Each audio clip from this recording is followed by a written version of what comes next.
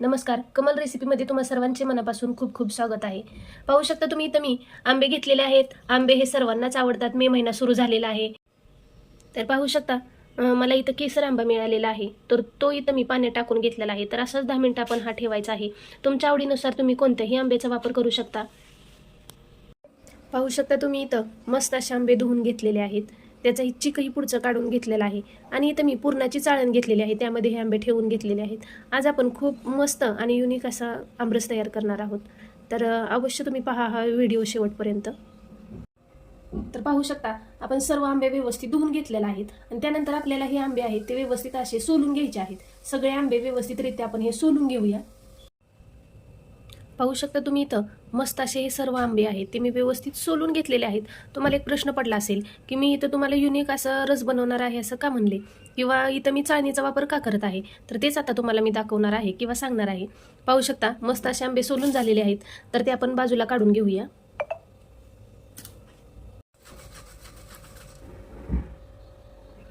तर बघा अशा प्रकारे आपल्याला हे आंबे आहेत ते किसून घ्यायचे आहेत। इथं एकही या आंब्याचा केसर किंवा केस आपल्या रसामध्ये जाणार नाही आणि खूप छान असा फाईन असा आपला ना हा आमरस तयार होतो।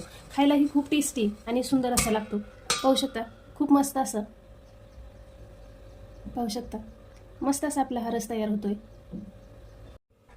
तर पाहू शकता इथं सालीलाही आपल्या खूप असा गर आहे, तर तोही आपल्याला नाश करायचा नाहीये, तर तोही आपण अशा प्रकारे इथं किसून घ्यायचा आहे। खूप मस्तरित्या हेही व्यवस्थित किसलं जातं।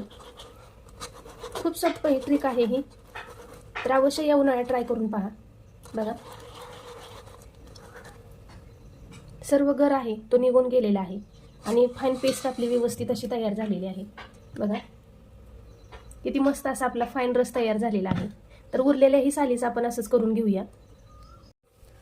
मस्त असा आपला आमरस हा तयार करून झालेला आहे। पाहू शकता कुयाही खूप व्यवस्थित आणि मस्त अशाने स्वच्छ निघल्या जातात, याला धुवायचीही नंतर गरज नाहीये। आणि पाहू शकता तुम्ही इथं आपण जे आंबे किसून घेतलेले आहेत त्याचे बघा इथं केसर सगळे वरती निघलेले आहेत। सर्वांनाच आमरस खूप आवडतो, पण काही जणांना आमरसामध्ये जर असे केस आले तर आवडत नाहीत। तर अशा प्रकारे जर आपण आमरस बनवला तर त्यामध्ये आंब्याचे केसर किंवा केस आहेत ते बिलकुल येत नाहीत। तर अशा प्रकारे अवश्य तुम्ही ट्राय करून पहा। आणि आपला हा आमरस आहे तो तयार झालेला आहे। पाहू शकता खूप मस्त आणि फाईन असा आपला हा आमरस तयार झालेला आहे। तुम्हाला जर एवढा घट्ट आवडत असेल तर तुम्ही एवढाही घट्ट ठेवू शकता, किंवा तुम्हाला थोडाफार पातळ आवडत असेल तर तुम्ही इथं आईस क्यूब टाका किंवा थंड पाणी ओतून फ्रीजमध्ये ठेवा। तर पाहू शकता तुम्ही इथं मी एक छोटी वाटी घेतलेली आहे आणि ती इथं साखरेची टाकत आहे। तर तुमचे आंबे किती गोड आहेत त्यानुसार तुम्ही इथं साखरेचे प्रमाण कमी जास्त करू शकता। तर इथं मी साधारण 1.5 वाटी साखर टाकून घेत आहे आणि हे व्यवस्थित आता आपल्याला मिक्स करून घ्यायचं आहे। खूप छान असं व्यवस्थित मिक्स करून घ्यायचं आहे।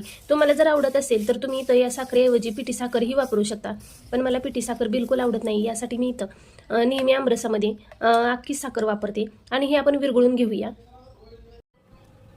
तर आपला हा आमरस आहे तो तयार झालेला आहे। मी इथं साखर विरघळून घेतलेली आहे, थोडीफार विरघळली नाहीये, पण आपण हा आमरस फ्रीजमध्ये ठेवून घेणार आहोत आणि त्यानंतर मिक्स करून खायला घेणार आहोत। तर तुम्हाला जर इथं वेलची किंवा जायफळ आवडत असेल तर तुम्ही इथं वेलचीचा आणि जायफळचाही वापर करू शकता। इथं मला ते आवडत नाही म्हणून इथं मी वापरलेलं नाही, तुमच्या आवडीनुसार तुम्ही वापरू शकता। तर पाहू शकता तुम्ही आपला हा आमरस आहे तो आता खाण्यासाठी तयार झालेला आहे। अगदी मस्त असा घट्टसर आणि फाईन असा बिना मिक्सरचा किंवा बिना हात भरवता आपण हा आमरस तयार केलेला आहे। खूप छान। आणि बघा इथं मी कोया आणि साल आहे ती सुद्धा थोडीफार धुवून घेतलेली आहे। पाहू शकता किती मस्तरित्या असे हे आपले कोया आहेत ते व्यवस्थित धुतले गेलेले आहेत किंवा त्याचा रस पूर्ण निघलेला आहे आणि खूप फाईन अशी पेस्ट तयार झालेली आहे। आता आपण इथं साखर टाकून घेतलेली तीही विरघळलेली आहे आणि मी यामध्ये थोडंफार फ्रीजमधलं थंड पाणीही घातलेलं आहे।